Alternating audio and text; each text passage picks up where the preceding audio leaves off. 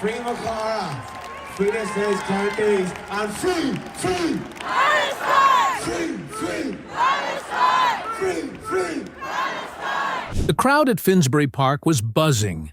Music, energy, rebellion in the air. But no one expected what came next. Rapper Kneecap walked onto the stage, bold, unapologetic, wearing a Palestinian Keffiyeh and the weight of two nations' pain on his shoulders. And then he dropped a verbal bomb. "Keir Starmer, you're just a shart, Jeremy Corbyn." The crowd roared, not because it was just a diss, but because it was true. Kneecap wasn't just spitting bars, he was calling out betrayal. Keir Starmer, the man who once claimed to stand for justice, has fallen silent while bombs rain down on Gaza. Under his leadership, the Labour Party turned its back on the oppressed, caved to pressure, and abandoned its voice for Palestine.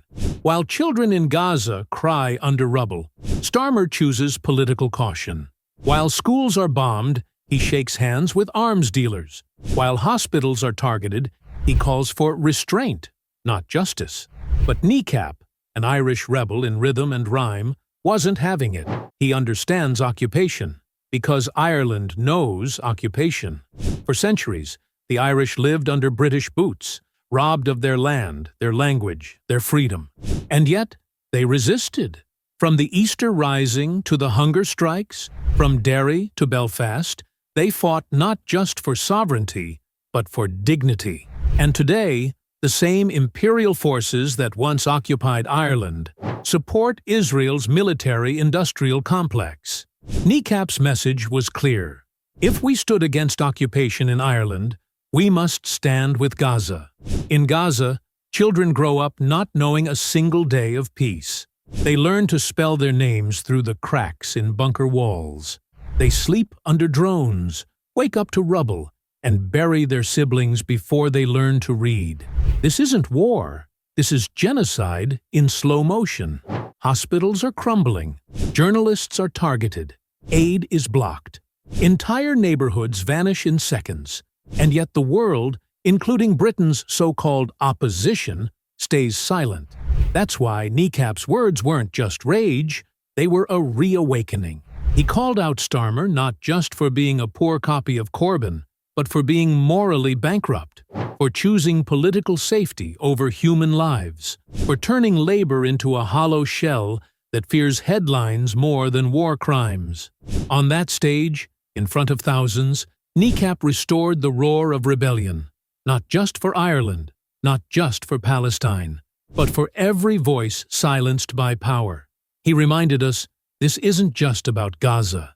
It's about every place where injustice hides behind democracy.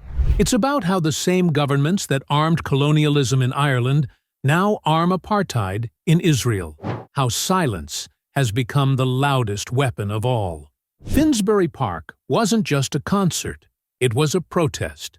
And Kneecap wasn't just a performer, he was a messenger of resistance. As his words echoed across the crowd, the meaning was clear. The Irish struggle and the Palestinian struggle are one, two lands, two peoples, different histories, same chains. And both demand one thing, freedom. So, to Keir Starmer and every coward in power, Kneecap's message is not just personal, it's universal. You may sit in Parliament, but we sit with the oppressed. You may smile for cameras, but we cry for the buried. You may silence MPs, but you will never silence the streets. Because we remember, Ireland remembers, and Palestine will not be forgotten. The time for silence is over. From Belfast to Gaza, from Finsbury Park to Rafah, the resistance lives. Free Palestine, end the occupation, and never, ever fear the truth.